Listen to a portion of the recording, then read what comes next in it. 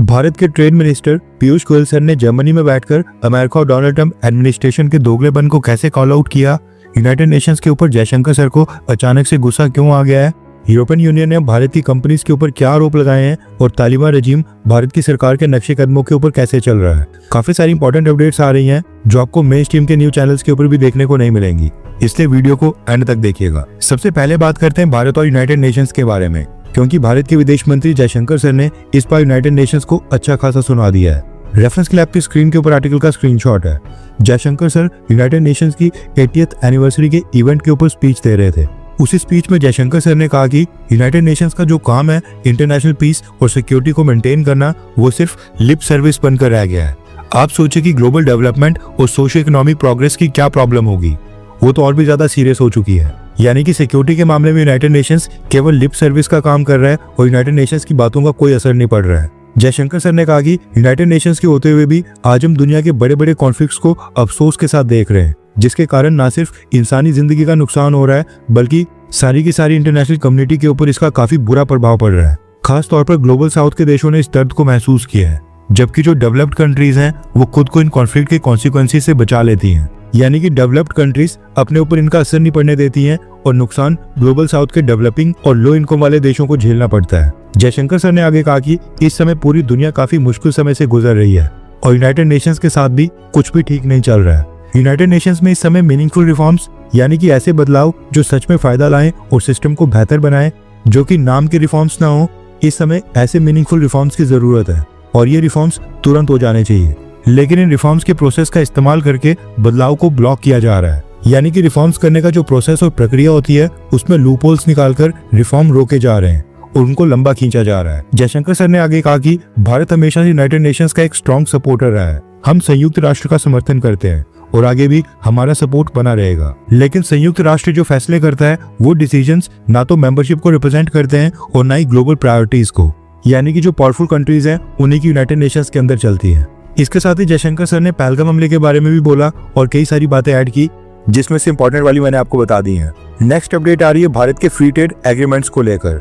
दरअसल भारत के trade and commerce minister Piyush Goyal sir इस समय जर्मनी की विजिट के ऊपर गए हैं और वहां पर पीयूष गोयल सर अपनी बोल्ड स्टेटमेंट्स के कारण वेस्टर्न न्यूज़पेपर्स के ऊपर काफी ट्रेंड हो रहे हैं। दरअसल पीयूष गोयल सर ने जर्मनी में एक स्टेटमेंट जारी की है, जिसके बाद यूरोपियन थिंक टैंक्स भारत की काफी तारीफ कर रहे हैं। रेफरेंस के लिए आपकी स्क्रीन के ऊपर आर्टिकल का स्क्रीनशॉट है। पीयूष गोयल सर ने कहा है कि ट्रेड एग्रीमेंट को लेकर हम यूरोपियन यूनियन के साथ भी बातचीत कर रहे हैं और अमेरिका के साथ भी हमारी बात चल रही है। हम जल्दबाजी में या फिर हड़बड़ी में ट्रेड डील बिल्कुल नहीं करते हैं और डेडलाइंस के साथ हमारे सर के ऊपर बंदूक रखकर तो हमारे साथ डील्स कभी साइन नहीं कर सकते हैं। भारत ने अमेरिका के टैरिफ्स को एक्सेप्ट कर लिया है और हम नई मार्केट्स को भी तलाश कर रहे हैं। ट्रेड डील्स काफी लंबे समय के लिए साइन की जाती हैं। ट्रेड डील्स को सिर्फ टैरिफ, गुड्स या सर्विसेज की एक्सेस के रूप में नहीं देखना चाहिए, बल्कि ट्रेड एग्रीमेंट्स दो देशों के बीच ट्रस्ट, विश्वास और रिलेशनशिप के ऊपर भी बेस्ड होते हैं, जहां पर हम ये एक्सपेक्ट करते हैं कि बिजनेसेस ग्रो करेंगे और डेमोक्रेसी के जो रूल ऑफ लॉ होते हैं उनके अंडर प्रोटेक्टेड रहेंगे। पीयूष गोयल सर ने आगे कहा कि अमेरिका ने ब्रिटेन को सैंक्शन से वेवर दिया हुआ है। जर्मनी भी अमेरिका से कहकर रशियन कंपनी रोसनेफ्ट के लिए सैंक्शन वेवर मांग रहा है। फिर आप भारत को क्यों सिंगल आउट करते हैं? रोसनेफ्ट की भी भारत में सब्सिडरी है, लेकिन फिर भी भारत के ऊपर सैंक्शंस लगाए गए। भारत ये बिल्कुल एक्सेप्ट नहीं करेगा जब हमसे कहा जाएगा कि आप यूरोपियन यूनियन या फिर केनिया या फिर किसी तीसरे देश के साथ रिलेशंस नहीं रख सकते हैं। हमारे लिए बिल्कुल भी एक्सेप्टेबल नहीं है कि भारत को कोई बताए कि आप किसके साथ दोस्ती रखेंगे, किसके साथ नहीं। इसके बाद पीयूष गोयल सर ने और भी काफी सारी कुछ कहा, लेकिन मेन पॉइंट्स मैंने आपको बता दिए। कई सारे western and European media houses Bharat की तारीफ कर रहे हैं कि भारत ने डोनाल्ड ट्रंप के टैरिफ्स के प्रेशर को अच्छे से हैंडल किया और डोनाल्ड ट्रंप के सामने भारत ने फुली सरेंडर नहीं किया, जिस तरह से यूरोपियन और काफी सारे वेस्टर्न देशों ने उनके सामने सरेंडर कर दिया था। नेक्स्ट अपडेट आ रही है यूरोपियन यूनियन और भारत को लेकर। यूरोपियन यूनियन भी अब दादागिरी दिखाते हुए अमेरिका के नक्शे कदमों के ऊपर भारत को पनिश करने लग गया है और अब भारत की कंपनीज के ऊपर बड़े आरोप लगा दिए हैं। दरअसल यूरोपियन यूनियन ने कुछ ग्लोबल मल्टीनेशनल कंपनीज की एक लिस्ट जारी करके उनके ऊपर सैंक्शंस अनाउंस कर दिए हैं एंड इस लिस्ट में भारत की 3 कंपनीज शामिल हैं। 3 इंडियन कंपनीज जिनके ऊपर सैंक्शंस लगे हैं, इनके नाम है arrow trust aviation private limited, ascend aviation private limited और श्री एंटरप्राइजेज। भारत की इन कंपनीज के ऊपर यूरोपियन यूनियन ने आरोप लगाए कि इन कंपनीज ने रशिया को ऐसी advance technology, sensitive dual use वाले गुड्स और इक्विपमेंट ट्रांसफर किए हैं जिनसे रशिया को यूक्रेन के साथ युद्ध में मदद मिल रही है और रशिया इस वॉर को और लंबा खींचने में सफल हो रहा है। डुअल यूज आइटम्स वो आइटम होती हैं जिनका इस्तेमाल इंडस्ट्रियल के साथ साथ डिफेंस वेपन मैन्युफैक्चरिंग में भी किया जाता है।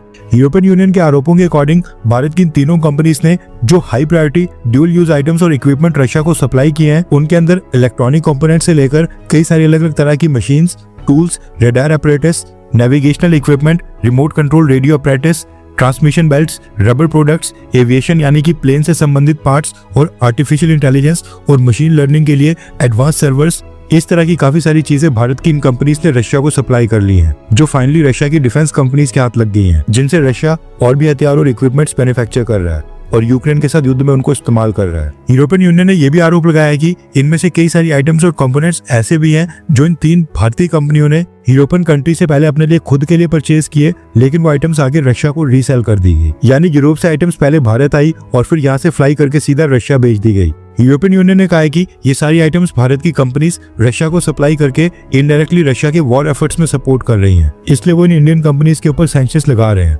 ताकि रशिया को ये युद्ध और आगे लंबा खींचने में मदद ना मिले। अब यूरोपियन यूनियन के इन सैंक्शंस के बाद भारत की 3 कंपनीज यूरोपियन यूनियन के 27 देशों में ऑपरेशंस नहीं कर पाएंगी, न उनके साथ कोई डील या फिर कॉन्ट्रैक्ट साइन होगा। ऐसा नहीं है कि इस लिस्ट में केवल भारत ही अकेला देश है। यूरोपियन यूनियन ने टोटल दुनिया की 17 मल्टीनेशनल कंपनीज के ऊपर ये सैंक्शंस अनाउंस किए हैं। इनमें से 2 कंपनीज हैं थाईलैंड की, 3 कंपनीज है भारत की और टोटल 12 कंपनीज है चाइना की, इंक्लूडिंग हांगकांग। नेक्स्ट अपडेट आ रही है अफगानिस्तान और पाकिस्तान को लेकर एंड इसमें भारत का भी एंगल है। आपको याद होगा पहलगाम हमले और ऑपरेशन सिंदूर के बाद भारत ने पाकिस्तान जाने वाली नदियों का पानी पूरी तरह से रोककर इंडस वाटर ट्रीटी को सस्पेंड कर दिया था। अब सेम स्टेप अफगानिस्तान भी पाकिस्तान जाने वाले पानी के साथ कर रहा है। रेफरेंस क्लैब की स्क्रीन के ऊपर आर्टिकल का स्क्रीनशॉट है। दरअसल न्यूज निकल कर आ रही है कि अफगानिस्तान अब अपनी कुनार रिवर के ऊपर एक बहुत ही बड़ा डैम बनाने जा रहा है और कुनार रिवर के पानी को खुद के इस्तेमाल के लिए इसमें से इरिगेशन सिस्टम भी डेवलप करेगा। ये जो अफगानिस्तान की कुनार रिवर है ये अफगानिस्तान की 2-3 और नदियों के साथ मिलती है और एंड में पाकिस्तान एंटर होने से पहले काबुल नदी को ज्वाइन करती है और फिर ये काबुल नदी पाकिस्तान के खैबर पख्तूनख्वा की चित्राल डिस्ट्रिक्ट के अंदर एंटर होकर सिंधु रिवर में जाकर ऐड हो जाती है, जिसको पाकिस्तान दरियाई सिंध कहता है। अफगानिस्तान अब इस पाकिस्तान जाने वाले पानी को रोकने की प्लानिंग कर रहा है और इसके लिए अफगानिस्तान कुनार नदी के ऊपर डैम बनाएगा। तालिबान रेजिम ने एक नोटिफिकेशन जारी करके कहा है कि अफगानिस्तान को अपने खुद के पानी को मैनेज करने का पूरा अधिकार है और वो कुनार नदी के ऊपर जितने मर्जी डैम बना सकते हैं। अब सेम स्ट्रेटेजी भारत ने भी अपनाई थी और इंडस वाटर ट्रीटी को अबेंस में डालकर भारत भी कई सारे मल्टीपल यानी कि छोटे बड़े कई सारे डैम्स की कंस्ट्रक्शन कर रहा है। अफगानिस्तान की बात करें तो अब तालिबान रेजिम भी सेम स्ट्रेटेजी अपना रहा है। इसके साथ ही तालिबान के स्पोक्सपर्सन ने यह भी ऐड किया है कि कुनार नदी के ऊपर इन डैम्स की कंस्ट्रक्शन वो खुद ही अफगानिस्तान की लोकल फर्म से करवाएंगे, यानी कि किसी भी फॉरेन कंट्री की विदेशी कंपनी को इन डैम्स का कॉन्ट्रैक्ट नहीं दिया जाएगा। पाकिस्तान की एयर स्ट्राइक्स के बाद ये डैम्स और पानी का फ्लो रोकने का फैसला आना पाकिस्तान के न्यूज चैनल्स इससे काफी बौखला गए हैं और ये क्लेम कर रहे हैं कि भारत अफगानिस्तान को पट्टी पढ़ा रहा है एंड कि तालिबान रेजिम डैम्स बनाकर पाकिस्तान के पानी रोकने का जो फैसला है इसमें भारत का भी इन्वॉल्वमेंट है। पाकिस्तान के न्यूज चैनल्स तो खैर तालिबान रेजिम का काफी मजाक उड़ा रहे हैं कि तालिबान के पास डैम बनाने के पैसे कहां से आएंगे, लेकिन आपको क्या लगता है कि अगर तालिबान रेजिम भारत से मदद मांगे तो क्या कुनार नदी के ऊपर डैम बनाने के लिए भारत को तालिबान को पैसे देने चाहिए? क्योंकि भारत ने तो पहले भी जब अफगानिस्तान के अंदर डेमोक्रेटिक गवर्नमेंट थी वहां पर डैम बनाए थे। आपको क्या लगता है कि क्या इस पर पैसे देने चाहिए, हाँ या फिर ना? नीचे कमेंट करके अपनी राय जरूर बताएं। नेक्स्ट अपडेट आ रही है भारत और पाकिस्तान को लेकर। न्यूज निकल कर आ रही है कि पाकिस्तान ने भारत में होने वाले जूनियर हॉकी वर्ल्ड कप के लिए अपनी टीम को भेजने से इनकार कर दिया है एंड अगेन सिक्योरिटी रीजंस का हवाला दिया है। जूनियर हॉकी वर्ल्ड कप अगले महीने 28 नवंबर से 28 दिसंबर तक भारत में हो रहा है। इंटरनेशनल हॉकी फेडरेशन ने अनाउंस किया है कि वो जल्दी पाकिस्तान की रिप्लेसमेंट टीम अनाउंस करेंगे, यानी अगर पाकिस्तान नहीं आता है तो उसकी जगह किसी और कंट्री को इन्वाइट किया जाएगा। इससे पहले पाकिस्तान ने सीनियर हॉकी एशिया कप में भी अपनी टीम को भारत भेजने से इनकार कर दिया था। रिपोर्ट्स आ रही हैं कि पाकिस्तान क्रिकेट मैचेस की तरह ही हॉकी में भी पाकिस्तान वाले मैचेस किसी न्यूट्रल वेन्यू या फिर थर्ड कंट्री में चाहता है, लेकिन इंटरनेशनल हॉकी फेडरेशन ने पाकिस्तान की रिक्वेस्ट मानने से इनकार कर दिया है और पाकिस्तान से कहा है कि अपनी टीम भेजनी है तो भेजो वरना घर बैठो। हर 24 घंटे के अंदर जियोपॉलिटिक्स में बड़े फेरबदलाव और उलटफेर हो रहे हैं और भारत के लिए नए चैलेंजेस आ रहे हैं। कोई देश अपने फैसले से पलट रहा है तो कोई देश ब्लैकमेलिंग के ऊपर उतर आया है। सभी देश एक दूसरे को नीचे लगाने की कोशिश कर रहे हैं। इन सब के बीच हमारा भारत किसी भी देश से पीछे न रह जाए, इसके लिए मोदी सरकार लगातार कोशिशें कर रही है एंड भारत की foreign policy, defence news, economy और ग्लोबल अफेयर्स का सही एनालिसिस हमारे चैनल इंडियन अफेयर्स का मिशन है और ये मिशन आपके सपोर्ट के बिना अधूरा है। इंडियन अफेयर्स हिंदी के ऊपर हम सभी फैक्ट्स और डेटा बिल्कुल सरल भाषा में एनालाइज करते हैं, बिना किसी एजेंडा के। अगर आप चाहते हैं कि इंडियन अफेयर्स का सही और ऑथेंटिक एनालिसिस आप तक लगातार पहुंचे, तो इस वीडियो को लाइक करें और हमारे चैनल इंडियन अफेयर्स को सब्सक्राइब करके बेल नोटिफिकेशन ऑन करना मत भूलिए। आपका एक लाइक हमारे चैनल को ग्रो करने में काफी मदद करेगा और एक सब्सक्राइब ये सुनिश्चित करेगा कि आप किसी भी इंपॉर्टेंट अपडेट को मिस ना करें। अगर आपने हमारे चैनल को पहले से सब्सक्राइब किया है तो दिल से धन्यवाद। जय हिंद, वंदे मातरम।